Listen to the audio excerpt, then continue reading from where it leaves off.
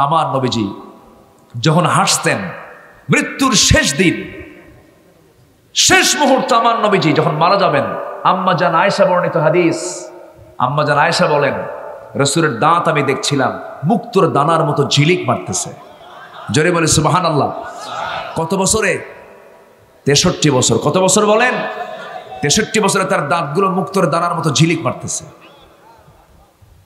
আমার নবীজির পকেটে 3টা জিনিস থাকতো, মুস্তুন, চিরুনি, সেওয়াক, মেসোয়াক, আরেকটা হলো সুগন্ধি থাকতো, আতর থাকতো। সর্বক্ষণ আতরটা ডান হাতের তালুতে ঢালতেন, 2 হাত দিয়ে আতরটাকে গোটা হাত ভরায় ফেলতেন, মাথা থেকে পা পর্যন্ত তিনি আতরের সুগন্ধি লাগাতেন। কোন শিশুর মাথায় যখন হাত লাগাতেন গোটা শরীর তার সুগন্ধে ভরপুর হয়ে যেত। আর সেই নবীর উম্মতরা গাজার গন্ধে কাছে যাওয়া যায় না। আসতে বলবেন না, আছে না নাই?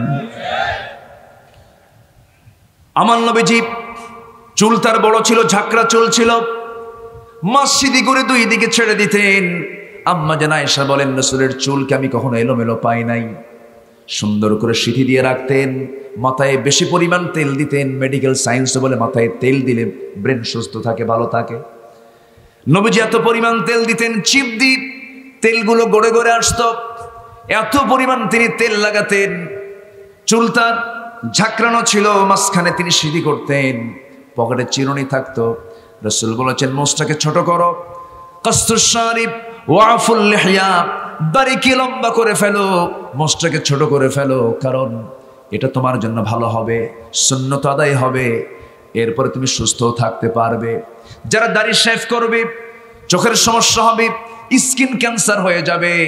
যারা মহিলা হয়ে যারা বুড়ো প্ল্যাক করবে তাদের চোখের জ্যোতি নষ্ট হয়ে যাবে।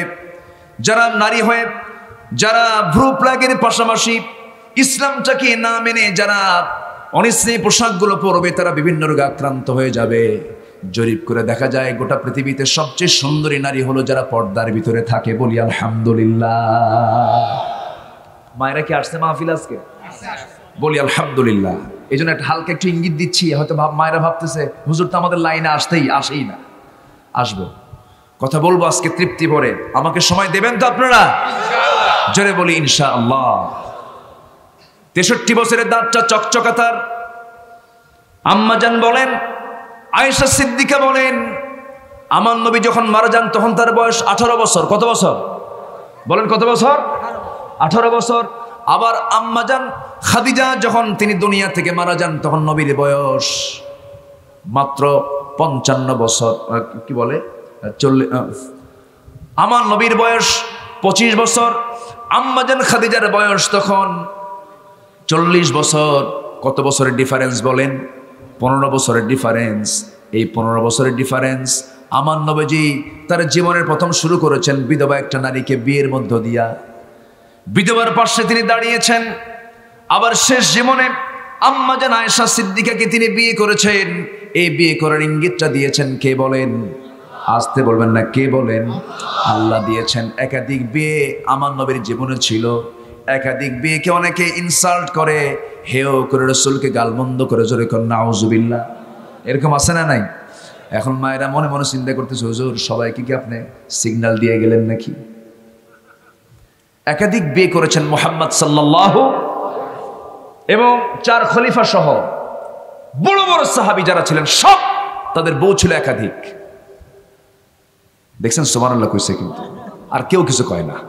বলি আলহামদুলিল্লাহ, বলি আলহামদুলিল্লাহ। হ্যাঁ, বিয়ে করা সুন্নাত, তো একাধিক স্ত্রী থাকা সুন্নাত। এটাকে অনেকে ইনকার করে। সমাজে বিধবা আছে না নাই? আসতে বলে আছে না নাই? তালাক প্রাপ্ত আছে না নাই? স্বামী রোড অ্যাক্সিডেন্টে মারা গেছে, স্ত্রী 25 বছর বয়সে বিধবা হয়ে গেছে। এই যৌবনা, এই নারীটা বিধবার যে একটা কষ্ট, এই কষ্ট নিয়েছে, দিনেতিপাত করছে। এবং এই বিধবার হার যদি সমাজে বেড়ে যায় ফিতনা হওয়ার সম্ভাবনা আছে না নাই? কম আছে না বেশি আছে? বেশি আছে। ইসলাম যা বলে ওর মধ্যে কল্যাণ আছে। আমার দেশে কয়েকদিন আগে আদমশুমারি হয়েছে। আদমশুমারি হলো না জনশুমারি হলো? আদমবাদ, নবী তো নবীর নাম চলবে না। কি শুমারি হলো? জনশুমারি। আদম নাই নাকি? আদম তো নবীর নাম, আদম নাম রাখলে ভালো হতো, আদমশুমারি একটা নবীর নাম হতো। আল্লাহু আকবার বলো। আদমবাদ, জনশুমারি। সেই জনশুমারিতে নারী বেশি না পুরুষ বেশি? ধরেন 50 লাখ বেশি। এই 50 লাখ নারী যারা বেশি হলো, সমান সমান তো হয়েছে, এক্সেস যে 50 লাখ নারী হলো, এরা কি জাতীয় সম্পদ হবে? হ্যাঁ, এক্সেস। হ্যাঁ, তাহলে এদের সামাজিক নিরাপত্তা আছে না নাই? গোটা পৃথিবীতে নারী বেশি না পুরুষ বেশি? নারী বেশি। তাহলে ইসলাম যে ফয়সালা দিয়েছে এর মধ্যে কল্যাণ আছে না নাই?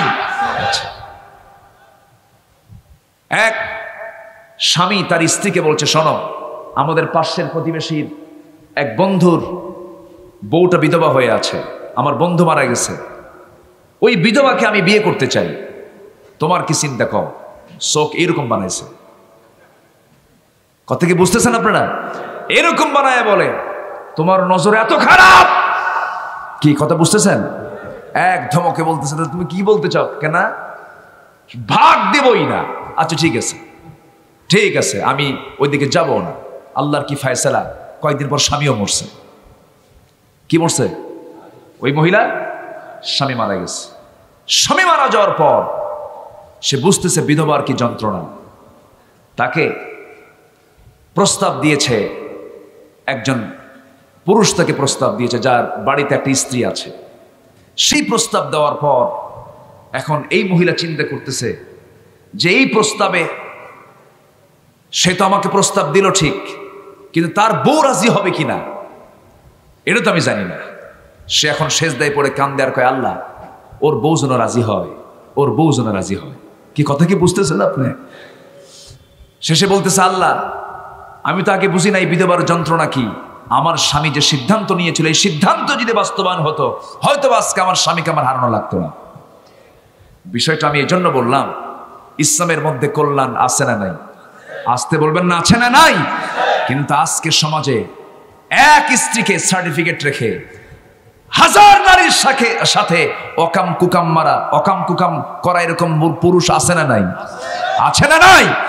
অতএব জেনা ভালো না বিয়ে ভালো? জেনা ভালো না বিয়ে ভালো? বিয়ে ভালো। রাসূল বিয়ে করেছেন। আমার নবীজি আম্মা জান আয়েশা সিদ্দিকা কি জীবনের শেষ সময় পেলেন, খাদিজা রাদিয়াল্লাহু আনহা কি আগেই তিনি বিদায় জানায় দিলেন। আমার নবীজি যৌন চরিতার্থের জন্য বিয়ে করেন নাই। নবীজি বিয়ে করেছেন একমাত্র আল্লাহর হুকুমটাকে প্রতিষ্ঠা করার জন্য। যদি তিনি যৌন চরিতার্থই তার উদ্দেশ্য হতো, বিধবাকে তিনি প্রথম বিয়ে করেছেন এবং তিনি বলেন, আমার খাদিজা যদি জীবনের শেষ সময় পর্যন্ত থাকতো, আমার দ্বিতীয় বিবাহের কোনো প্রয়োজন হতো, আমাকে মাথায় একটু পানি ঢেলে দাও। তো পানি ঢেলে দেওয়া হলো। আজান হয়ে গেল। আজান হওয়ার সঙ্গে সঙ্গে তিনি গায়ের শক্তি প্রয়োগ করে তিনি দাঁড়ানোর চেষ্টা করছিলেন। দাঁড়াতে পারলেন না। বলছেন, আয়েশা রে, মনে হয় আর দাঁড়িয়ে জামাতে নামাজ পড়তে পারবো না। তোমার আব্বা আমার বোন আবু বকরকে ডাক দাও, আমার মুসল্লায় দাঁড়ায়া যেন সে নামাজের নেতৃত্বটা দিয়ে দেয়। তার বাবাকে ডাকা হলো, আজান দেওয়া হলো, নামাজ শুরু হয়ে গেছে। রাসূল বলছেন, আয়েশা আমাকে একটু ধরো তো। তাকে ধরে নিয়ে জানালার কাছে নিয়ে যাওয়া হলো। জানালার কাছে চলে গেলেন। আমার নবীজি জানালার সেই ফাঁকা দিয়া তার সাহাবীদের নামাজের দৃশ্যগুলো দেখছিলেন, রুকু করছিলেন, সেজদা দিচ্ছিলেন। সাহাবায়ে কেরাম কাঁদতেছিলেন, আমার নবীও কাঁদতেছিলেন। নবীজির চোখের কোনা বেয়ে বেয়ে টপ টপ করে পানি পড়ছিল। রাসূল বলছেন, আয়েশা আমার দিকে তাকিয়ে তাকিয়ে তুমি কাঁদো কেন? কি হয়েছে? আম্মা জান আয়েশা বলছেন, ইয়া রাসূলুল্লাহ, আপনার চোখের পানি দেখলে কি আমার ভালো লাগে নাকি? আপনি কেন কাঁদেন? আপনার সাহাবীরা আল্লাহর হক আদায় করছে, নামাজ আদায় করছে, আপনার তো এটা আনন্দের বিষয়। আমার নবীজি বলছেন, আয়েশা আমার চোখের যে পানি দেখতেছো, এই চোখের পানি আমার দুঃখের চোখের পানি নয়, এটা আমার চরম আনন্দের চোখের পানি। এই যে নামাজ আমার সাহাবীরা আজকে কাতারে কাতারে জামাতে জামাতে নামাজ আদায় করতেছে, এই নামাজ কায়েমের আন্দোলন করতে গিয়া আমাকে গালি শুনতে হয়েছে, আমাকে জেল খাটতে হয়েছে, আমাকে দেশ ছাড়তে হয়েছে, আমাকে দান শহীদ করতে হয়েছে, সেই নামাজ আজকে রাষ্ট্রীয় পর্যায়ে কায়েম হয়েছে, এটা আমার চরম আনন্দের কান্না। আমার নবীজি এরপরে বলছেন, আয়েশা মুখটা কেমন যেন দুর্গন্ধ মনে হচ্ছে, মুখে কেমন যেন গন্ধ গন্ধ মনে হয়। আমার পকেটে কোনো মেসওয়াক নাই, মেসওয়াক তো আমি সব সময়ের জন্য রাখি, একটা মেসওয়াক এনে দাও তো। আম্মা জান আয়েশা উঠতে পারেন না। বুখারী শরীফের হাদিস এসেছে, সেই সময় তিনি করলেন কি, তার বড় ভাই আব্দুর রহমানকে ডাক দিয়ে বলছেন, ভাই আব্দুর রহমান একটা মেসওয়াক এনে দাও। একটা মেসওয়াক এনে দেওয়া হলো। মেসওয়াকের আগাটা শক্ত, আম্মা জান আয়েশা শক্তটাতে চাবায়া চাবায়া নরম করে দিলেন। নরম করে দিয়া থুতু যুক্ত সেই মেসওয়াকটা আমার নবীর হাতে যখন দেওয়া হলো, নবীজি একটা মুচকি হাসি মারলেন। আম্মা জান আয়েশা বলেন, এমন সুন্দর মুচকি হাসি যেন আকাশের চাঁদের ঝিলিক মারতেছে তার দাঁতের ভিতরে। আমার নবীজি মুচকি একটা হাসি মেরে মেসওয়াকটা নিয়ে তিনি আগে মেসওয়াক না করে, দাঁত পরিষ্কার না করে তিনি চুষে চুষে তার থুতুগুলো পান করছিলেন। আম্মা জান আয়েশা বলেন, ইয়া রাসূলুল্লাহ থুতুগুলো আপনি পান করছেন কেন? তিনি বলছেন, আয়েশা রে, আমার তো জীবনের শেষ সময় পার করতে যাচ্ছে, যে কোনো সময় মারা যাব, অন্তত তোমাকে একটু সন্তুষ্ট করার চেষ্টা করছি। আয়েশা আমি তোমাকে দারুণ ভালোবাসি, জোরে বলি সুবহানাল্লাহ।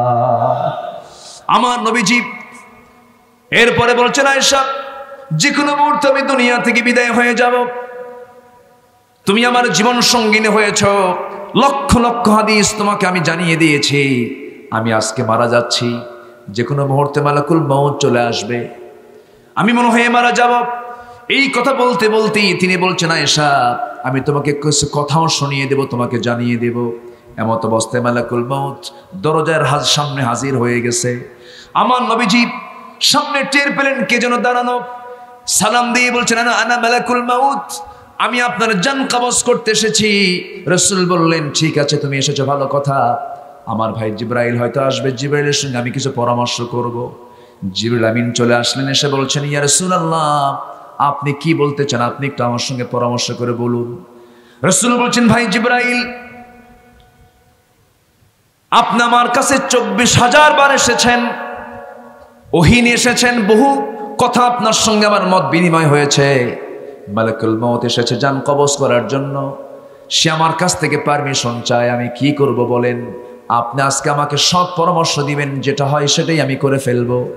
জিবরাইল বলছেন, ইয়া রাসূলুল্লাহ আল্লাহ রাসূল আপনার প্রতি ফেরেশতারাও দোয়া করে, দরুদ পড়ে, আল্লাহ আপনার জন্য দোয়া করে।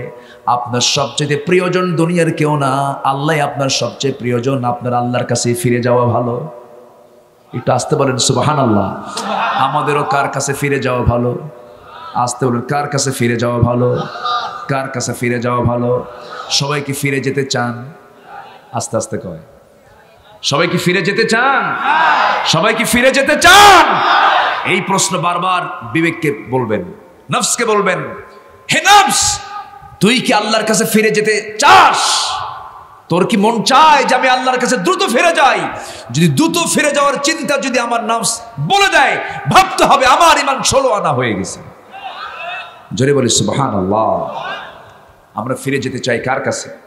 আল্লাহর কাছে।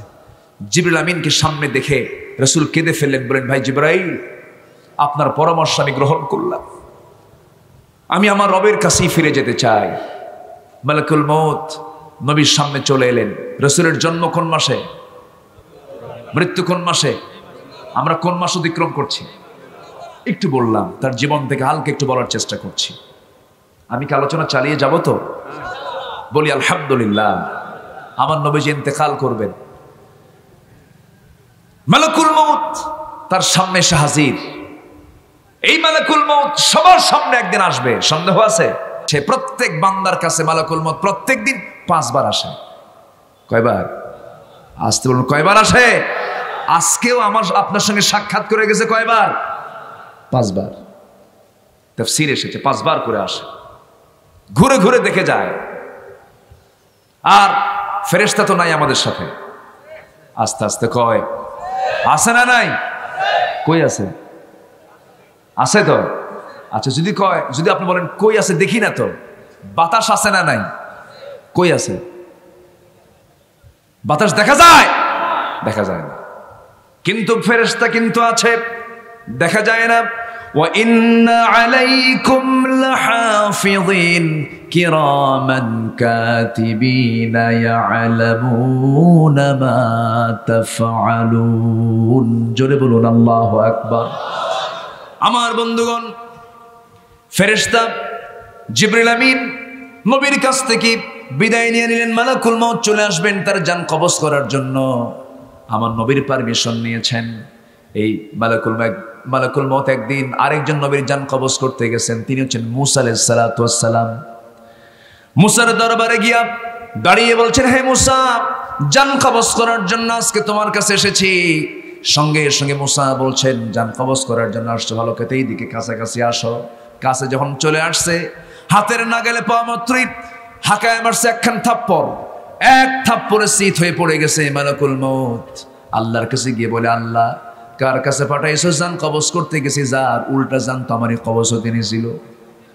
সেই নবীর নাম কি বলেন? মূসা। এনার থাপ্পড় থেকে কেউ রেহাই পায় নাই। থাপ্পড় মোটামুটি তার সবাই খাইছে, ফেরাউনও খাইছে। সেই থাপ্পড় মারার সময় আজ হয়েছে, ঠিক কিনা? থাপ্পড় মারার জন্য হাত প্রস্তুত করুন। নতুন ফেরাউনকে মোকাবেলা করতে হবে। মুসলমান রাজি আছেন? কারা কারা হাত উঁচু করে দেখা।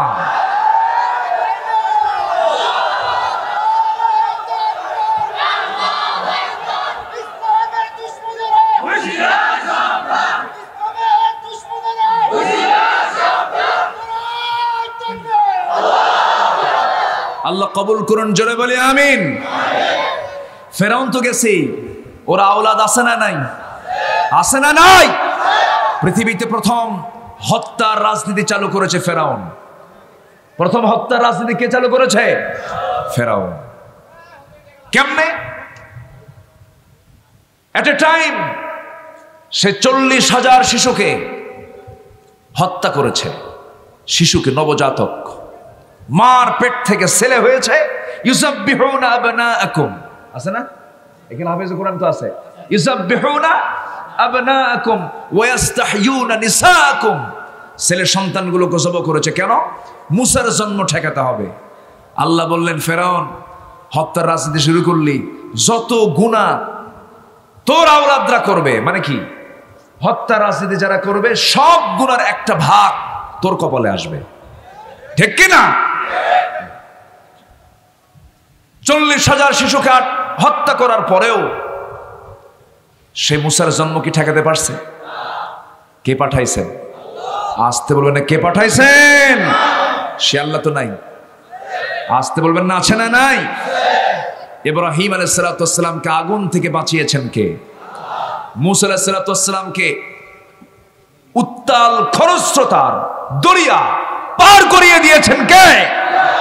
সে আল্লাহ নাই? আছেন না নাই? হতাশার কোনো কারণ নাই, সাহায্য আসবে।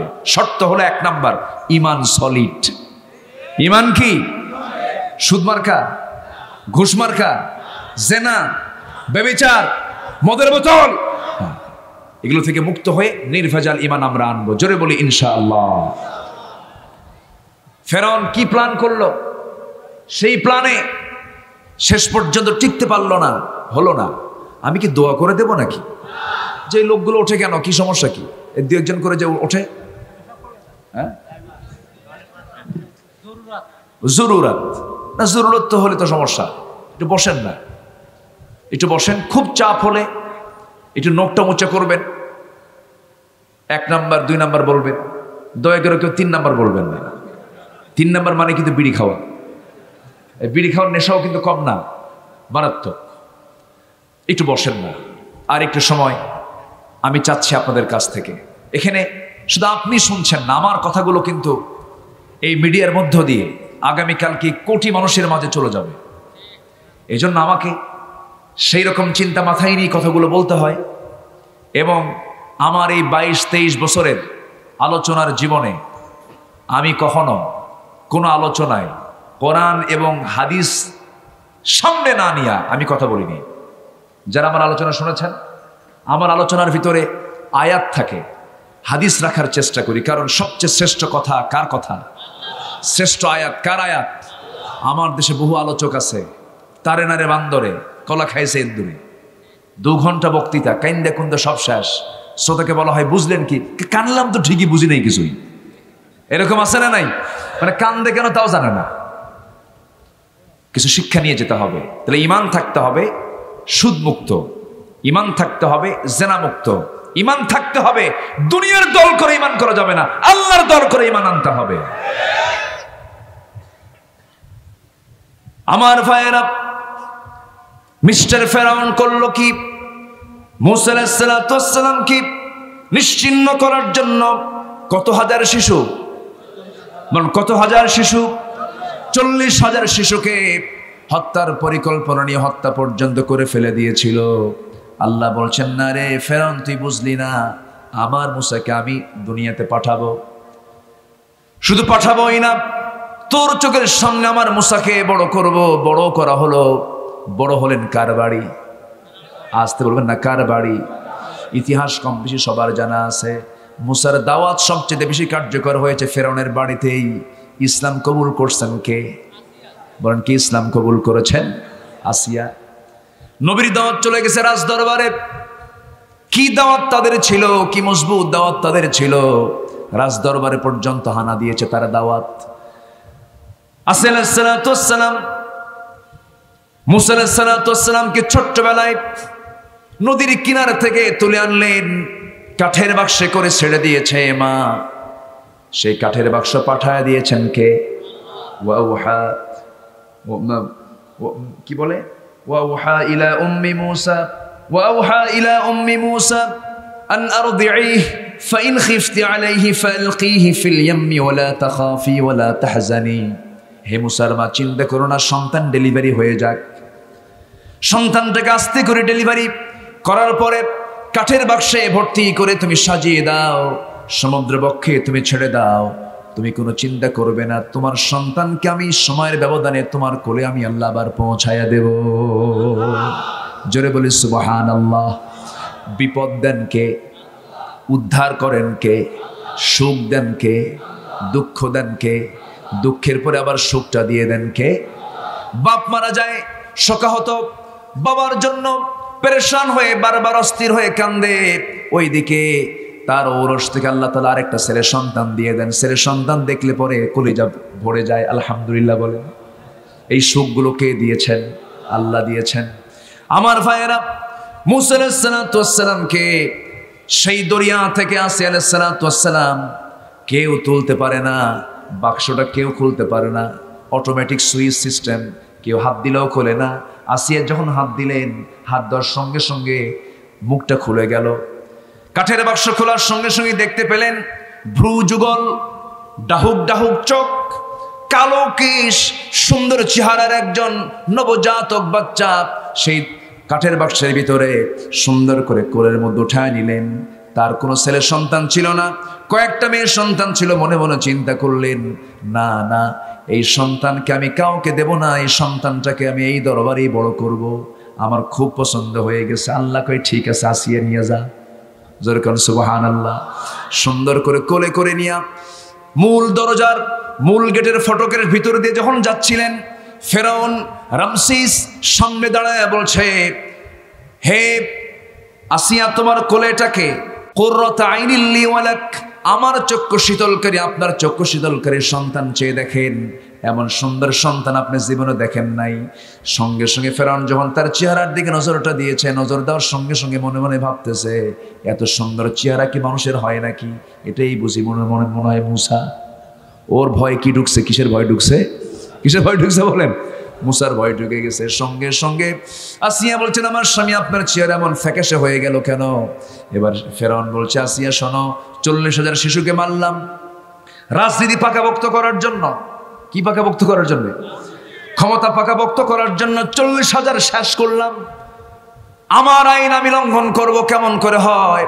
আমার দরবারে তুমি আইন লঙ্ঘন করবো, আমি মানুষকে মুখ দেখাবো কেমনে? আসিয়া বলছেন, শোনেন, বাতির তলে অন্ধকার। বাতিল তলে কি? অন্ধকার। যা করেন করেন। তাহলে বাতিল নেতারা আইন খাটায় মানুষের মাঝে, নিজের মাঝে আইন থাকে না, ঠিক কিনা? নিজের মাঝে আইন থাকে না। আইন সবার জন্য কি? আইন সবার জন্য। খলিফা ওমরের সময় ছিল আইন সবার জন্য। খলিফায়ে রাশিদিনের সময় আইন সবার জন্য সমান। কেমন সমান ছিল যদি সময় থাকে, শেষের দিকে গিয়ে খলিফায়ে রাশিদিনের বিচার কেমন ছিল, আইন কেমন ছিল একটু বলার চেষ্টা করব। ঈমান কাকে বলে সেই সমস্ত সাহাবীরা হচ্ছে তার উজ্জ্বল প্রমাণ। আল্লাহু আকবার বলেন। এই লাইনে যখন আসলাম একটু বলে ফেলি। ফেরাউন বলতেছে আসিয়া শোনো, কোনো কথা নাই, আমি এটাকে মেরে ফেলবো। কেন? আইন লঙ্ঘন করতে পারবো না। আসিয়া বলছেন আপনি কি আমাকে ভালোবাসেন নাকি? অবশ্যই ভালোবাসি তোমাকে, আমি একে মারতেই দেব না। আমি একে এই দরবারে বড় করব, আমার ভাষা আপনার ভাষা, আমার চেহারা আপনার চেহারা দেখে বড় হবে, উত্তরসূরি হবে, একে আমি মারতে দেব না। ফেরাউন কয় ঠিক আছে, নেতা যত বড়ই হোক বইয়ের কাছে তো কায়েত, এরকম হয় না, পারে না তো। শেষ পর্যন্ত বলে ফেললো ঠিক আছে তোমার কথাই থাকলো, তবে এখন এই বাচ্চাটার তো মা নাই, এই বাচ্চাকে দেখবে কে? আসিয়া বলছেন আপনি দেখবেন, আপনি ব্যবস্থা করেন। কি ব্যবস্থা? ধাত্রী খোঁজেন, গোটা দেশে ফরমান জারি করেন। গোটা দেশে ফরমান জারি করলো, হামানকে ডাকলো, মন্ত্রী পরিষদকে ডেকে বললো এ দেখো তো ধাত্রী কই। গোটা দেশ থেকে অনেক মা আসলো দুধ খাওয়ানোর জন্য, কারো স্তন মুসা মুখে নেয়নি না। 3 দিন গেল। কয়দিন গেল বলেন? কয়দিন? 3 দিন না খেয়ে থাকলে বাচ্চার কি অবস্থা হতে পারে? মেডিকেল সায়েন্স বলছে যে একটা বাচ্চা যখন মার পেট থেকে আসে 3 দিনের রিজার্ভ খাবার নিয়ে বাচ্চা দুনিয়াতে আসে। কয়দিনের? কি চষে? কি চষে? আঙ্গুল চষে। এই আঙ্গুলের ভিতরেই পেটের ভিতরে রিজার্ভ কিছু খাবার থেকে যায়।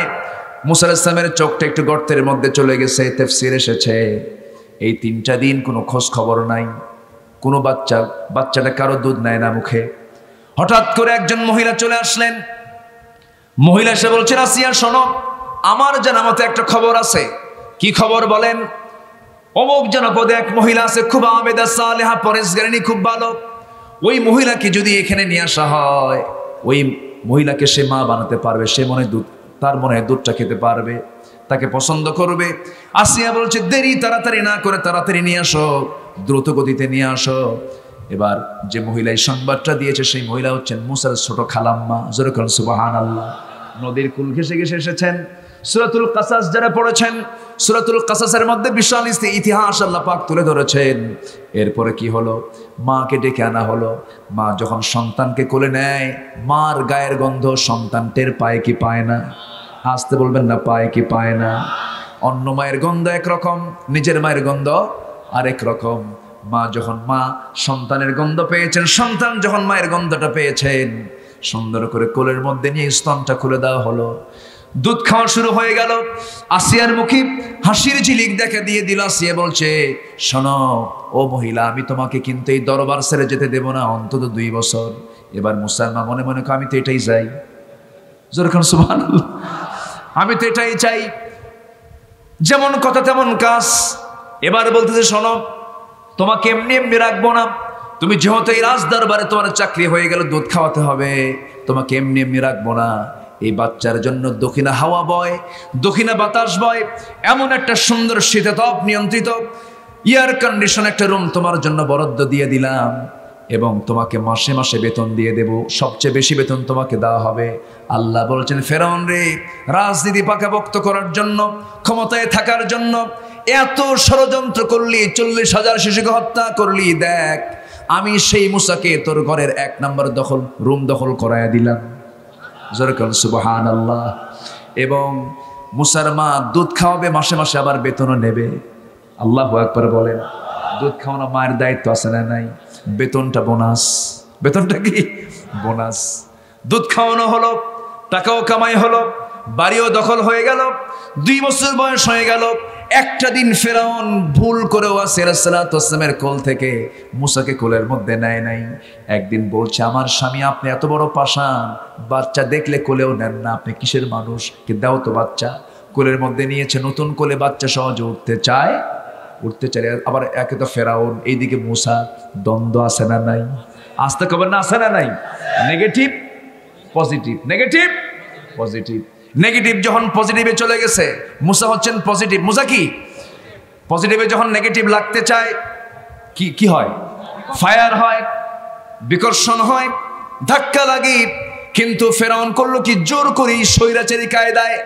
সুমতো জোর করে খাওয়া যায় না, বাচ্চাকে আগে সময় দিতে হয়, কোলে নিতে হয়, চকলেট দিতে হয়, আদর করতে হয়, স্নেহ দিতে হয়, আদর করতে হয়, একটু লোভ ধরাতে হয়। কিন্তু ফেরাউন করলো কি স্বৈরাচারী কায়দায় জোরপূর্বক আসিয়াকে সন্তুষ্ট করার জন্য কোলের মধ্যে নিয়ে যখন চুমু খেতে উদ্যত হয়েছে, বারবার মাথাটা সরায় নেয়, মুখটা সরায় নেয়, সঙ্গে সঙ্গে মুসার কাছে মেজাজ খারাপ হয়া প্রথম মেজাজ প্রকাশ পায় কয় বছরে?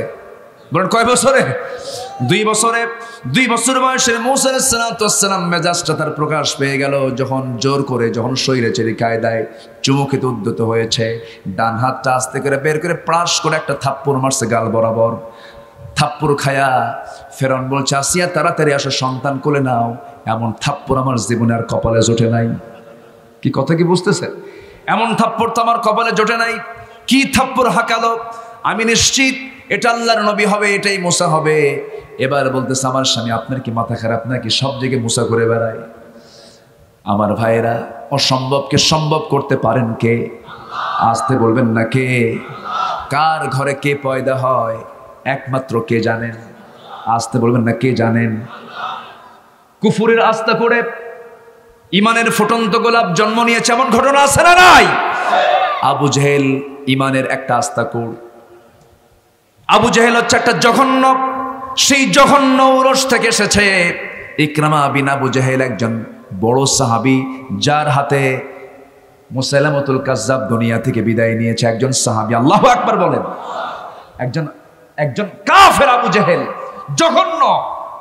গোটা পৃথিবীর ইতিহাসে সবচেয়ে জঘন্য কে? সে আবু জেহেলের ছেলে হলো একজন সাহাবী। আল্লাহু আকবার বলবেন না? মুসা আলাইহিস সালাতু ওয়াস সালাম ধীরে ধীরে বড় হতে লাগলেন, যৌবন পেয়ে গেলেন। ওনার ভিতরে একটা রাগ বেশি ছিল। সে রাগের একটা বহিঃপ্রকাশ আবার ঘটলো নবুয়তের রাগ দিয়ে। 25 কি 26 বছর বয়স। তাফসীর এসেছে ওনার কাছে এসে এক কিপ্তি ফেরাউনের গোত্রের একটা লোক এসে মাতব্বরি করতেছে, আমার এটা ভুল না, এটা আমার ঠিক। মুসা বলছেন, তুমি এটা ঠিক করো না, এটা তোমার ভুল। না আমার ঠিক, না ভুল, না ঠিক, না ভুল। হাত গেছে সামনের দিকে, মারছেন এক থাপ্পড় মারো, সারা ডেড বডি মরে গেছে। মরে যাওয়ার সঙ্গে সঙ্গে এখন বলতেছে, আল্লাহ দোষ কিন্তু আমার না। আল্লাহু আকবার বলবেন না? জোরে বলি আল্লাহু আকবার। দোষ কিন্তু আমার না। কে দোষ কার? আমি তো ওকে মারার নিয়তে মারি নাই, শাসন করার নিয়তে মারছি। মারছো তুমি আল্লাহ নিজে। জোরে কোন সুবহানাল্লাহ। জোরে বলি সুবহানাল্লাহ। কিন্তু বলা হলো না, মুসা তুমি এখানে থাকতে পারবা না, হত্যার হুলিয়া জারি হয়ে গেছে। নবীর বিরুদ্ধে ফাঁসির অর্ডার। নবীর বিরুদ্ধে কিসের অর্ডার? ফাঁসির অর্ডার। তাহলে নবীরা কিসের অর্ডার খাইছে? বলেন কিসের অর্ডার খাইছে? ফাঁসির। হত্যার হুকুম জারি হয়েছে আমার নবীর শানে। রাসূল মক্কা ছাড়লেন যেদিন, হিজরতের রাতের আগের রাতে দারুন নাদওয়ার সংসদীয় পার্লামেন্টে আবু জেহেল আইন পাস করেছে, মুহাম্মাদের কল্লা তোমরা কেটে আনো। জোরে করে নাউজুবিল্লাহ। কেন কেন কেন? এর মূল কারণ হলো ঈমান আনতে হবে সাক্কা, সুদ মুক্ত, জিনা মুক্ত, মদ মুক্ত, অসামাজিক কাজ মুক্ত। একমাত্র সলিড ঈমান আনতে হবে। ঈমানদার কখনো শিরকের কাজে যাবে না। ঈমানদার শিরকের ধারে বসে যাবে না। ঈমানদার দুনিয়ার তৈরি করে কোনো আইনকে বিশ্বাস করবে না, করবে না, করবে না। রাসূল যখন এমন দাওয়াত দিলেন, তখন রাসূলের বিরুদ্ধে হত্যার হুলিয়া জারি হয়ে গেল। মুসা দেশ ছাড়লেন, দেশ ছেড়ে যেদিক চোখ চাই সেদিক চলে গেলেন মাদিয়ান। কোথায় চলে গেলেন? হ্যাঁ, মাদিয়ান চলে গেলেন। যে কূপের ধারে প্রচন্ড তৃষ্ণা। মানুষের ক্ষুধা বেশি লাগে না তৃষ্ণা বেশি লাগে? বলেন বলেন। ক্ষুধার যন্ত্রণা বেশি না তৃষ্ণার যন্ত্রণা বেশি? তৃষ্ণা। খাবার পরে পেলেও সমস্যা নেই, কিন্তু পানি ছাড়া উপায় নাই। ওয়াজআলনা মিনাল মাই কুল্লা শাইইন হাইয়িন। প্রত্যেকটা প্রাণের সাথে পানির সম্পর্ক আছে না নাই? আচ্ছা, কি হলো? পানির সন্ধানে কূপের ধারে দাঁড়ালেন। কূপের ধারে দাঁড়ানো মাত্রই কূপের কাছে গেলেন, পানি তুলে পানি পান করলেন। সঙ্গে সঙ্গে দেখলেন একজন মহিলা সামনে দাঁড়ানো, হাতে বালতি নেওয়া। বলছেন, কি সমস্যা তোমাদের বলো, কূপ থেকে পানি তুলবো, আমরা তুলে নিয়ে যাও। মহিলা মানুষ বাইরে কেন? আমরা পারবো না। কেন পারবে না? ঢাকনা টান দিতে 7-8 জন শক্তিশালী পুরুষের প্রয়োজন হয়, সবাই পানি তুলে নিয়ে যাবে। এরপর অবশিষ্ট পানি আমরা তুলে নিয়ে যাব। সঙ্গে সঙ্গে মুসা বলছেন, না, বেচারা মহিলা মানুষ, একটু উপকার করা দরকার। তাহলে যে সমস্ত সমাজে অনেক সময় বিপদগ্রস্ত মহিলা হয়, তাদের পাশে দাঁড়ানোর দরকার আছে না নাই? বিপদগ্রস্ত মহিলার পাশে দাঁড়ানো কি দরকার আছে না নাই? আছে। আবার ইউসুফ আলাইহিস সালামও নারীকে সামনে পেয়েছিলেন, উনি পড়েছিলেন ফিতনায়। সেই ফিতনা থেকে তিনি নিজেকে মুক্ত করেছেন, ফিতনা মুক্ত হয়েছেন ঈমানের জোরে। কিসের জোরে বলেন? বলেন কিসের জোরে? ঈমানের জোরে। কিন্তু মুসা আলাইহিস সালাম বলেন, ঠিক আছে, বালতি দিয়ে দাও। বালতি নিলেন, কূপের ধারে গেলেন, ঢাকনায় হাত দিলেন। 7-8 জন যুবক মানুষ যে ঢাকনা টান দিতে যুবকের প্রয়োজন হয়, মানুষের প্রয়োজন হয়, উনি করলেন কি, বাম হাতে ধরলেন, সেই ঢাকনা হাত দিয়া ধরে ফিকে মারলেন। 14 হাত দূরে গিয়ে ছিটকে পড়ে গেল। মহিলা থরথর করে কাঁপে আর ভাবে এটা মানুষ না অন্য কিছু। বালতি পরে পানি তুলে দিয়ে বলছে, যাও সোজা বাড়ির দিকে চলে যাও, সন্ধ্যার পরে মেয়েদের বাইরে থাকতে নেই। কিন্তু আমার দেশে সন্ধ্যার পরে পুরুষ বেশি না মহিলা বেশি? মার্কেটে পুরুষ বেশি না মহিলা বেশি? সুবহানাল্লাহ। কি কবেন?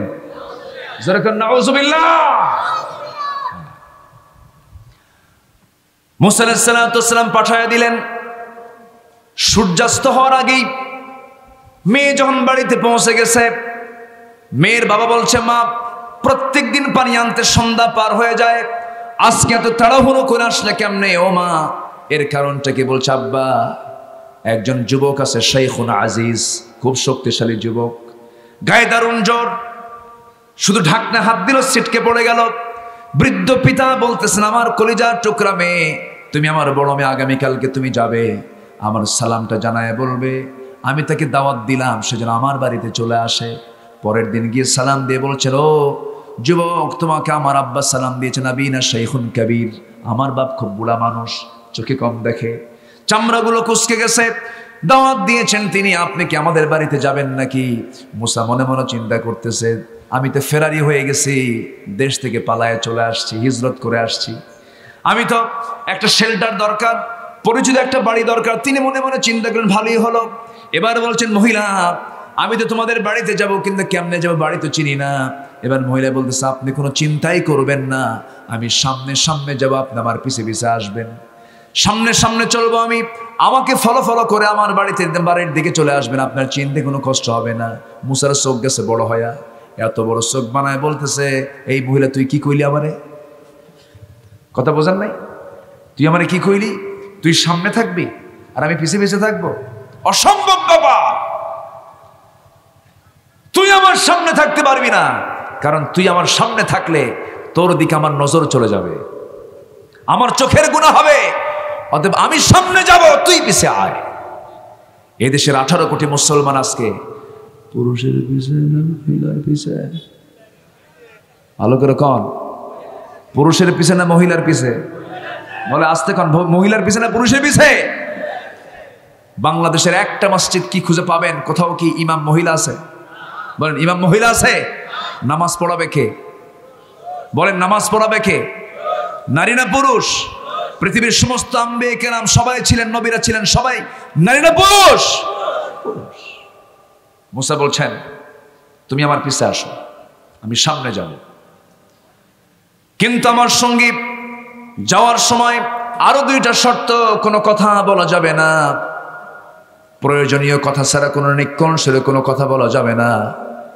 আমি যখন ভুল করব শুধু বলবেন আপনি ডানে যান, বামে যান, ডান বাম এই 2 শব্দ ছাড়া কোনো উচ্চারণ, অন্য কোনো শব্দ বলা যাবে না। এবার মহিলা মনে মনে চিন্তা করে, গতকালকে দেখলাম শক্তিশালী যুবক, আজকে দেখি চরিত্রবান যুবক, সে থাকে না, খুব সুন্দর চরিত্র। চলে গেছেন বাড়িতে, বৃদ্ধ লোকের সঙ্গে দেখা হয়ে গেল। বৃদ্ধ লোকটা দেখিয়ে বলতেছি, হে যুবক, তোমাকে আমি সম্বোধন জানিয়েছি, সালাম জানিয়েছি, তুমি এসেছো, আলহামদুলিল্লাহ, তবে যুবক, তোমার নাম কিন্তু মুসা। এই কথা শোনার সঙ্গে সঙ্গে থমকে দাঁড়ালেন, জীবনে কথা হলো না, দেখা হলো না, আমার নামটা এই লোকটা জানলো কেমনে? ফেরাউনের লোক নাকি? কি কথা কি বুঝতেছেন আপনারা? চিন্তা একটা আছে না নাই? নবীদেরকে ওই পেরেশানির মধ্যে কে রেখেছেন? আসতে বলে না, কে রেখেছেন? আল্লাহ রেখেছেন। বিশাল বড় পেরেশানি। এবার ওই বৃদ্ধ লোকটা বলতেছে, ও মুসা, শুধু তোমার নামটাই আমি জানি তা নয়, তোমার কামটাও জানি। কি থাপ্পড় মারছো, মানুষ মরে গেছে, এরপরে আসছো। এবার তিনি জড়সড় হয়ে গেলেন। এবার বলছেন, শোনো ও মূসা, তুমি যার সামনে দাঁড়িয়ে কথা বলতেছো, এই লোকটা সাধারণ বুড়োর কাতারের বুড়ো একজন নয়। আমি সাধারণ কোন একজন ব্যক্তি নই। তুমি যে শহরে এসেছ, যে জনপদে এসেছ, এই মাদিয়ান নামক জনপদের আমি হলাম আল্লাহর পয়গম্বর। আল্লাহ তাআলা আমাকে নবী করে পাঠিয়েছেন। ওয়া ইলা মাদিয়ানা আখাহুম শুআইবা, আমি হলাম শুআইব আলাইহিস সালাতু ওয়াস সালাম। মূসা খুব খুশি হয়ে গেলেন, হাতটা আগায় জড়ায়া ধরে আলিঙ্গন করে বলছেন, আমার জীবন ধন্য হলো, নবীর সঙ্গে সাক্ষাৎ হলো। সেই সময় মূসা আলাইহিস সালাম নবী হয়েছেন নাকি? নবী হন নাই। সাক্ষাৎ হলো, জড়ায়া ধরলেন। এরপরে বললেন, শোনো, গতকালকে আমার মেয়েকে দেখেছ, আজকেও তুমি আমার মেয়েকে দেখেছ। আমি এই দুইটা মেয়ের যে কোনো একটা মেয়েকে তোমার সঙ্গে বিয়ে দিতে চাই, বিয়ে করবা নাকি? মূসা দেরি না করে সঙ্গে সঙ্গে তৎক্ষণাৎ বলে ফেললেন, যদি দেন এখনই বিয়ে করব। কি কথা কি বুঝতেছেন? উনি সবকিছু তাড়াহুড়ো করতেন। মূসা আলাইহিস সালাতু ওয়াস সালাম এই কথা বলা মাত্রই শুআয়ব আলাইহিস সালাতু ওয়াস সালাম বললেন, শোনো, এই মুহূর্তে আমার মেয়েকে তোমার হাতে যদি তুলে দেই, আমার মেয়েকে তুমি ঠিক আছে ঘরে রাখবা, আদর করবা, সোহাগ করবা, তবে একটা বিষয়, সেটা হলো তোমার ব্যাকগ্রাউন্ড কিন্তু ভালো না, থাপ্পড় মারলেই মানুষ মরে যায়। আমি কেমনে তোমাকে বিয়ে দেব? অতএব আমার কিছু কন্ডিশন আছে। কি কন্ডিশন? কন্ডিশন হলো, আমার বাড়িতে কিছু ছাগল আছে, সেই ছাগলগুলো তোমার পালতে হবে 8 বছর। 8 বছর করলে পরে অনার্স কোর্স পূরণ হয়ে যাবে। 10 বছর পূরণ করলে পরে মাস্টার্স কোর্স হয়ে যাবে। তুমি অনার্স কোর্স করবা না মাস্টার্স কোর্স করবা? মাস্টার্স করলেই ভালো হয়। 10 বছরে তিনি ছাগল পাললেন, ইবনে কাসির এসেছে 10 বছর পর্যন্ত ছাগল তিনি পালন করলেন। সবচেয়ে যত প্রাণী আছে এর মধ্যে সবচেয়ে বাঁকা প্রাণী কোনটা? বলেন কোনটা বলেন? এই ছাগল পালার দায়িত্ব নিয়েছেন মূসা আলাইহিস সালাতু ওয়াস সালাম। 10 বছর ছাগল পাললেন। সর্বশেষ দিন যেদিন তিনি ছাগলগুলো নিয়ে বাড়ি থেকে কি বলে মাঠ থেকে যখন বাড়ির দিকে যাবেন, একটা ছাগল পাল থেকে লাফ মেরে অন্যদিকে দৌড় মেরেছে। সেই ছাগলটাকে ধরার জন্য মূসাও দৌড় পিছে পিছে। আল্লাহ নবীদের গায়ের শক্তি কম না বেশি? দৌড়ায় দৌড়ায় সেই বিচ্ছিন্ন হয়ে যায় ছাগলটা শক্ত করে রাগের ঠেলায় ধরে ফেলেছেন। দুই পা শক্ত করে উঁচুতে ধরেছেন, এক আছাড়ে মেরে ফেলবেন, এক আছাড় মারবেন। আমার শরীর তুই ঘামালি, তুই লাইন চুদহরি কেন? তুই পাল থেকে দৌড় মারলি কেন? এক আছাড়ে মারবেন। কিন্তু লক্ষ্য করে দেখেন ছাগলটার লোমকূপ থেকে টপ টপ করে সেই লোমকূপ থেকে ঘামগুলো ঝরতেছে এবং থরথর করে কাঁপতেছে। ছাগলটার চোখ মুখের চেহারায় চরম ভয়ের ছাপ। এই ভয় দেখে মুসার মধ্যে দয়া হলো। মনে মনে চিন্তা করলেন, আহারে এ তো মানুষ নয়, এ তো ছাগল, এর কোনো ইলম কালাম নাই, কিচ্ছু বোঝে না, মাইরা লাভ কি? দুই পা ছেড়ে দিয়া কোলের মধ্যে নিয়ে তিনি প্রাণীর প্রতি তিনি আদর দেখালেন, মোহাব্বত করলেন, ধৈর্য ধরলেন। আল্লাহ বলেন, মূসা তোমার রাগ কমে গেছে, আমি তোমার নবুয়ত দিয়ে দিলাম। জোরে কান সুবহানাল্লাহ, আর জোরে কান সুবহানাল্লাহ।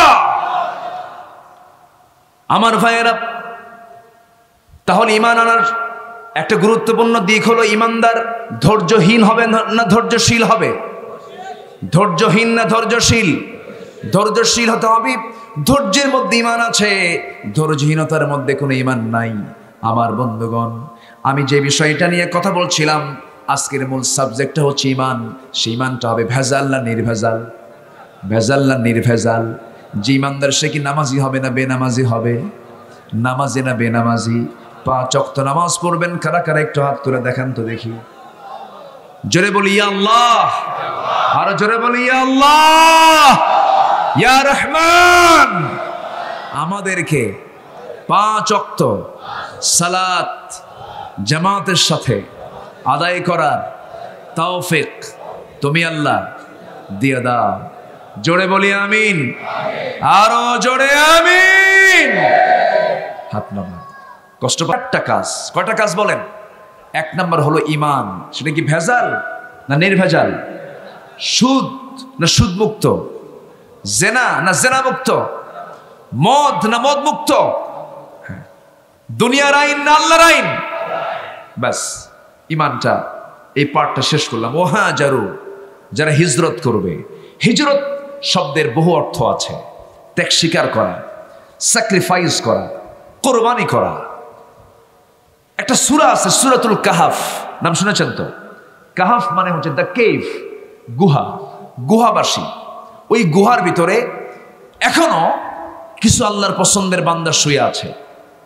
কিয়ামত পর্যন্ত তারা ঘুমাবে, তারা জান্নাতি। জোরে কোন সুবহানাল্লাহ। কেন তারা এই কাজটা করেছিলেন? ওয়াহাজারু, তারা হিজরত করেছিলেন। কেন? জালিম শাসক তাদেরকে কন্ডিশন দিয়েছিল, ঈমান যদি না ছাড়িস হত্যা করা হবে, শুলে চড়ানো হবে। কিন্তু তাদেরকে মোকাবেলা করার মতো তাদের সমর শক্তি, জনবল, শক্তি ছিল না। তারা আশ্রয় চেয়েছেন কার কাছে? আসতে বলবেন না, কার কাছে? শেষ পর্যন্ত তারা হিজরত করলেন, ঘর ছাড়লেন, বাড়ি ছাড়লেন, সব ছেড়ে ঘর থেকে বের হয়ে গেলেন। বের হয়ে যাওয়ার পরে, হিজরত করার পরে তাদের বিশ্রামের প্রয়োজন হলো। তারা করলেন কি, একটা গুহার মধ্যে বিশ্রাম নিলেন। সেই গুহার মধ্যে বিশ্রাম নিতে গিয়ে এত লম্বা বিশ্রাম হয়ে গেল যে সেই বিশ্রামের মধ্যে সময়টা কেটে গেল 309 বছর। সুবহানাল্লাহ বলেন। ওয়াজদাদু তিসআ, 309 বছর হয়ে গেল। 300 না, 309 বছর হয়ে গেল। 309 বছর ঘুমানোর পর ঘুম থেকে জাগা পেয়ে ক্বালা কাইলুম মিনহুম, একজন আরেকজনকে বলতেছে, কাম লাবিসতুম, কতক্ষণ থাকলা, কতক্ষণ ঘুমাইছো? একজন কয় একদিন, আরেকজন তার চেয়ে কয় একটু কম, অথবা তার চেয়ে একটু বেশি। এর মধ্যে কেটে গেছে 309 বছর। একটু আস্তে বলি সুবহানাল্লাহ, জোরে বলি সুবহানাল্লাহ। তাহলে আল্লাহ কি পারেন না? খাওয়া লাগলো না, কিছুই লাগলো না, 309 বছর ঘুম হয়ে গেছে। 309 বছর ঘুম পাড়ার পর তাদের কি চুল টুল ঠিক আছে? নখ ঠিক আছে? পায়ের বডি মানে কাপড় চোপড় ঠিক আছে? না। মুদ্রা টাকা পয়সা কি ঠিক আছে? 309 বছর পর যদি আপনাকে দুনিয়াতে পাঠানো হয়, এই 10 টাকা আছে, থাকবে? এই 20 টাকা থাকবে? থাকবে না। ঘুম থেকে উঠেই ক্ষুধা লাগছে। একজন বলল, চলো আমরা বাজারে যাই। বাজারে গেছে। বাজারে যায় যখন এই মুদ্রা যখন দেখছে, এই মুদ্রা তো 300 বছর আগের মুদ্রা, এই লোকগুলো কোথা থেকে আসলো? শেষ পর্যন্ত তাদের তথ্যগুলো জেনে গেল যে এরা 309 বছর পর তারা জায়গা পেয়েছে। আল্লাহর দ্বীনের পথের দায়ী তারা। আল্লাহর দ্বীনের পথে টিকে থাকতে গিয়ে ইমানদাররা হিজরত করেছে। হিজরতের পুরস্কার হলো আল্লাহ তাআলা তাদেরকে জান্নাতের ঘুম পাড়ায়া দিচ্ছে। জোরে বলে সুবহানাল্লাহ। তারা এখনো ঘুমাচ্ছেন, কিয়ামত পর্যন্ত ঘুমাবেন, আল্লাহর জান্নাতে চলে যাবেন। আমরা হিজরত করব, জোরে বলি ইনশাআল্লাহ। স্যাক্রিফাইস করব, 2 নম্বর কাজ। নাম্বার 3, সময় কম তো না, শুনবেন আপনারা? একটু লম্বা করি, লম্বা করব কি ফজর পর্যন্ত? তাও শুনবেন ফজর পর্যন্ত? সবাই থাকেন, আমি চলে যাই। আমার তো সব দিন, আমার আগামীকালকে আবার মাহফিল আছে, এই জন্য সব দিকে তাকিয়ে আমিও দেখতে চাই। আর কিছু সময় কেউ উঠবেন না, একটু মেহরবানি করে মাঝখান থেকে ওঠাটা আমি মনে করি আদবের সুস্পষ্ট খেলাফ। যারা বসছেন, আগে বসে গেছেন, সেখান থেকে উঠবেন না, বসেন। একটু ধৈর্য নিয়ে। বড় বড় মাহফিলগুলোতে গেলে তখন একটু পানি একটু কম খেয়ে আসতে হয়। কি কথা কি বোঝা গেল? মানে টাইট খাবার খেয়ে আসতে হয়। হজে গেলে হাজিরার সাথে কি নেয়? কি ভারী খাবার না শুকনা খাবার? শুকনা খাবার। কেন? ঘন ঘন যেন পেশাব না আসে। আমরা যখন হারামে নামাজ পড়তে গেছি, হজ করতে গিয়া, হজ করছেন না, তখন হারামে ঢুকলে পরে, ঢোকার পরে বাথরুম খুঁজতে লাগে আধা ঘন্টা। বাথরুম খুঁজতে কতক্ষণ লাগে? আধা ঘন্টা। এই জন্য কোনো একটা বড় প্রোগ্রামে গেলে তখন একটা প্রিপারেশন নিয়ে আসতে হয়, যেন আমি এতক্ষণ সময় যেন থাকতে পারি। আর যিনি থাকতে পারবেন না তাকে ভাবতে হবে যে আমার জন্য একটু সাইড সুটে থাকা লাগে, সামনে থেকে লাফালাফি করলে তো সমস্যা। একটু বসেন। আচ্ছা, কষ্ট পাচ্ছেন না তো? হুজুর কি বিপদে ফালায়া দিলেন? ওয়াজাহাদু, যারা জিহাদ করবে, কার পথে? জিহাদ কিন্তু 2 পথে হয়, একটা শয়তানের পথে আর এটা কার পথে? সেখানে কতল শব্দটা আসছে, কতলুন। ওয়াল্লাযীনা আমানু ইউকাতিলুনা ফি সাবিলিল্লাহ ওয়াল্লাযীনা কাফারু ইউকাতিলুনা ফি সাবিলিত তাগুত। তাহলে যারা কাফের তারাও কিন্তু যুদ্ধ করে। তারা কি আল্লাহর পথে করে? কার পথে করে? তাগুতের পথে, শয়তানের পথে, ইসলামের বিপরীত পথে তারা সংগ্রাম করে। আমরা সংগ্রাম করব কার পথে? আসতে বলবেন না, কার পথে? রাসূল কি সংগ্রাম করেছেন? আস্তে কর। রসুল কি জিহাদ করেছেন? বদর যুদ্ধের প্রথম কাতারে কে বলেন? মুহাম্মদ সাল্লাল্লাহু। উহুদ যুদ্ধের প্রথম কাতারে কে? মুহাম্মদ সাল্লাল্লাহু। খন্দকের যুদ্ধের প্রথম কাতারে কে? মুহাম্মদ সাল্লাল্লাহু আলাইহি ওয়াসাল্লাম। রসুল কি পিছনে ছিলেন? আজকের নেতারা মারামারি লাগলে সামনে থাকে না পিছনে থাকে? আস্তে কয়। সামনে না পিছনে? লাগছে মারামারি, বলে কর্মীরা আগায় যাও, প্রয়োজনে লোক পাঠাবো। প্রয়োজনে কি? লোক পাঠাবো। যত রক্ত লাগে দেব, প্রয়োজনে লোক পাঠাবো। আছে না নাই? রসুল কেমন ছিলেন? না, রসুল আগে মার খেয়েছেন। জোরে বলি সুবহানাল্লাহ। আগে মার খেয়েছেন মুহাম্মদ সাল্লাল্লাহু আলাইহি ওয়াসাল্লাম। ওয়াজাহাদু ফি সাবিলিল্লাহ, যারা আল্লাহর রাস্তায় জিহাদ করবে মাল দিয়ে, জান দিয়ে। জিহাদ মানে আমাদের দেশে ভুল বোঝানো হয়। জিহাদের কিছু বিকৃত ব্যাখ্যা আছে না নাই? এবং জিহাদ নিয়ে কিছু বাজে কথাও আমাদের সুশীল সমাজের কিছু লোক বলে থাকে। জিহাদকে যারা নেগেটিভ সেন্সে দেখবে তার ঈমান থাকবে না। জিহাদকে যারা নেগেটিভ মাইন্ড মনে করবে তাদের ঈমান নাই। কারণ আদর্শ মুজাহিদ ছিলেন মুহাম্মদ সাল্লাল্লাহু আলাইহি ওয়াসাল্লাম। আমি যে বিপদে পড়ে গেলাম, লোকজন না বলেই ওঠে দোয়া দোয়া। হ্যাঁ চলবে? জোরে বলি ইনশাআল্লাহ। বলেন তো সবাই আল্লাহ। আরো জোরে আল্লাহ, আরো জোরে আল্লাহ। সুবহানাল্লাহ, আলহামদুলিল্লাহ, লা ইলাহা ইল্লাল্লাহ। সুবহানাল্লাহ, জোরে সুবহানাল্লাহ, আলহামদুলিল্লাহ, লা ইলাহা ইল্লাল্লাহ। তুমি বাঁচাও, তুমি মারো, অবিরত ক্ষমা করো। তুমি বাঁচাও, তুমি মারো, অবিরত ক্ষমা করো। ধরার যে জন তাকেই ধরো, ঠিক কিনা? ধরার যে জন তাকেই ধরো। শোক তোমার মুঠোয় সবই আল্লাহ। সুবহানাল্লাহ, আলহামদুলিল্লাহ, লা ইলাহা ইল্লাল্লাহ। সুবহানাল্লাহ, আলহামদুলিল্লাহ, লা ইলাহা ইল্লাল্লাহ। তোমার জিকিরে পড়ে অবাধ্য হই কেমন করে। তোমার জিকিরে পড়ে অবাধ্য হই কেমন করে। খুঁজে না পাই কোনো ভাষা, খুঁজে না পাই কোনো ভাষা। শুকর গুজার করার আল্লাহ।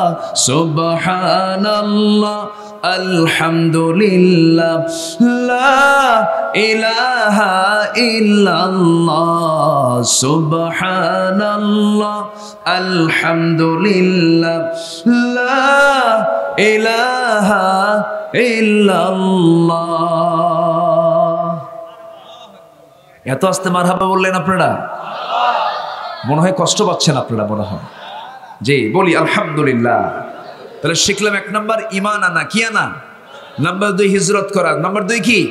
প্রয়োজনে দেশ ছাড়তে হলে দেশ ছাড়বো, বাড়ি ছাড়তে হলে বাড়ি ছাড়বো, তবু বাতিল শক্তির কাছে মাথা নত করবো না আমরা। শিখিয়েছেন মুহাম্মদ সাল্লাল্লাহু আলাইহি ওয়াসাল্লাম। ওয়াজাহাদু, যারা জিহাদ করবে।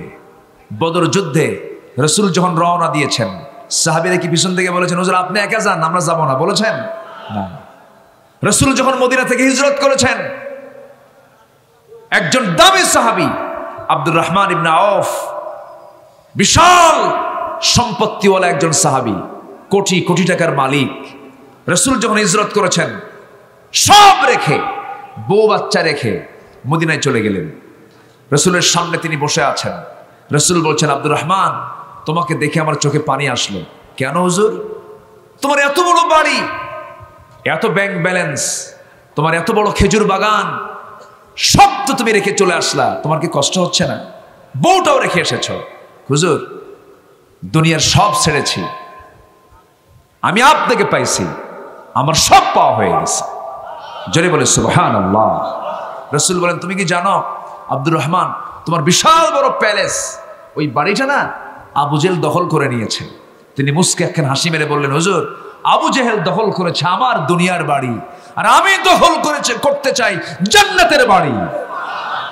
ওয়াল্লাযীনা আমানু ওয়াল্লাযীনা হাজারু, ঈমান যারা আনবে, হিজরত যারা করবে, ওয়াজাহাদু, জিহাদ যারা করবে। আব্দুর রহমান ইবনে আউফ জান্নাতের সংবাদ পাওয়া একজন সাহাবী, দুনিয়াতে বসে জান্নাতের সংবাদ পেয়েছেন।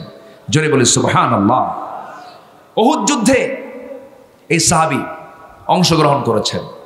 উহুদ যুদ্ধের মূল নেতৃত্ব দিয়েছেন মুহাম্মদ সাল্লাল্লাহু আলাইহি ওয়াসাল্লাম।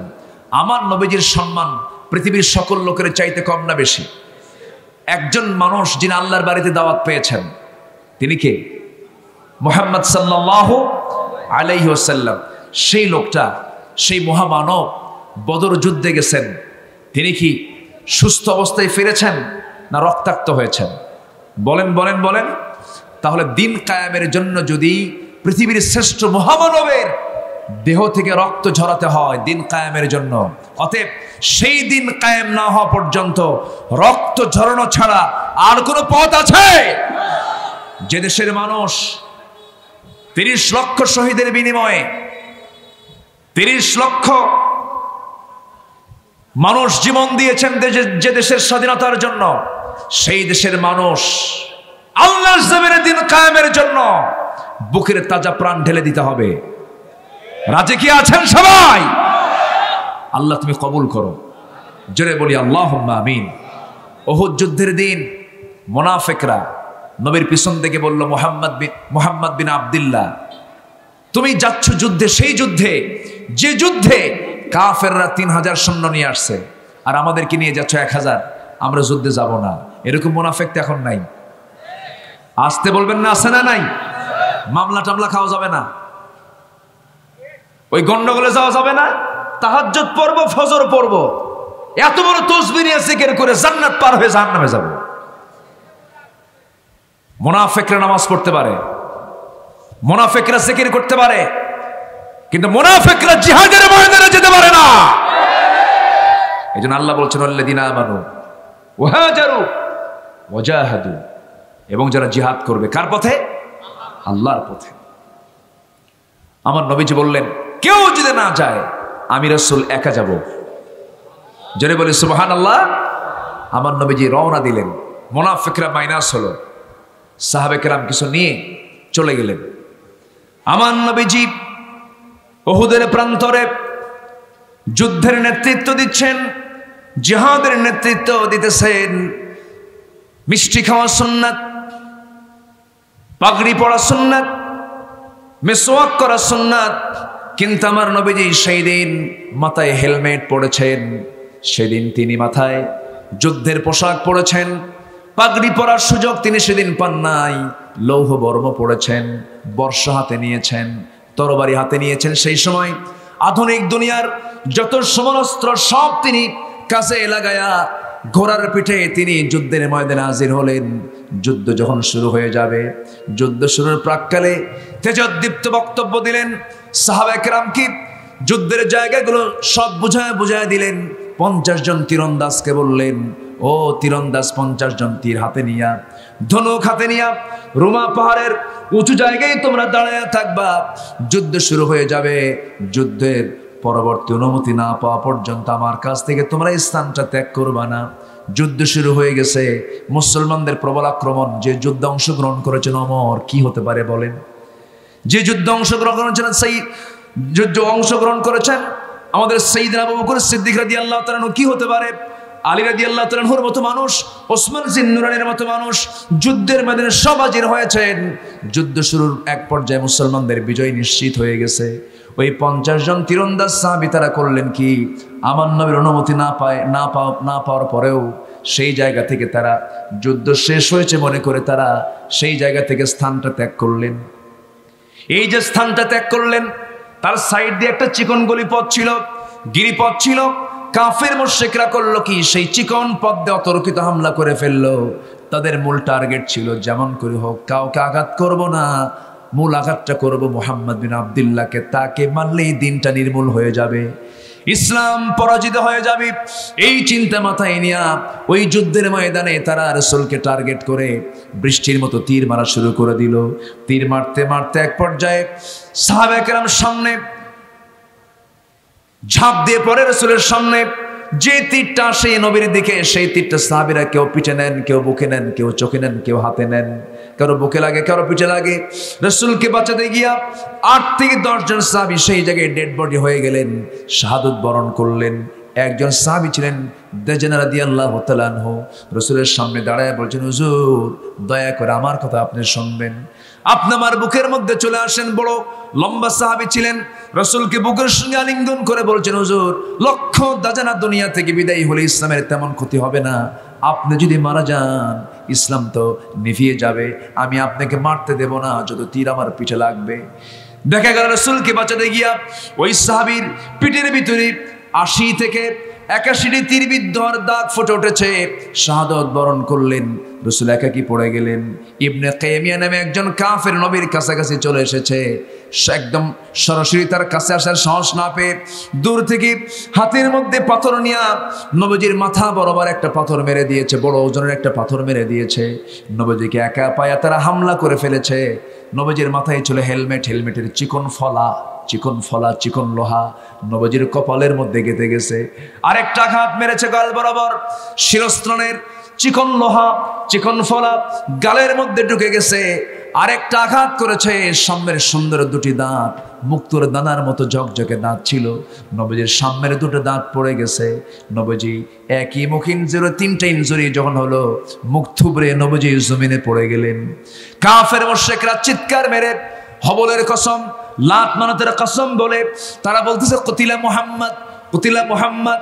এই কথা বলে চতুর্দিকে যখন এই সংবাদ যখন ছড়িয়ে দিয়েছে, সাহাবায়ে কেরাম কান্নায় ভেঙে পড়েছেন। ওমরে ফারুক চিৎকার করে বলছেন, যে দুনিয়াতে রাসূল নাই সেই দুনিয়া তোমার বাঁচার কোনো দরকার নাই। আবার যুদ্ধে ঝাঁপিয়ে পড়লাম আমি ওমর। আবার তিনি যুদ্ধে ঝাঁপিয়ে পড়লেন। সাইয়েদনা আলী রাসূলকে তন্ন তন্ন করে খুঁজতেছেন। বিচক্ষণ সাহাবী তিনি ছিলেন, মনে মনে চিন্তা করলেন, না না রাসূল মারা যেতে পারেন না, দিন তো পরিপূর্ণ হয় নাই। তন্ন তন্ন করে খুঁজতে খুঁজতে গিয়ে দেখেন উহুদের প্রান্তরে একটা গর্তের মধ্যে রাসূল উপুর হয়ে পড়ে আছেন। নবীজির চুল লাল হয়ে গেছে, দাড়িগুলো লাল হয়ে গেছে, পোশাকগুলো রক্তে লাল হয়েছে।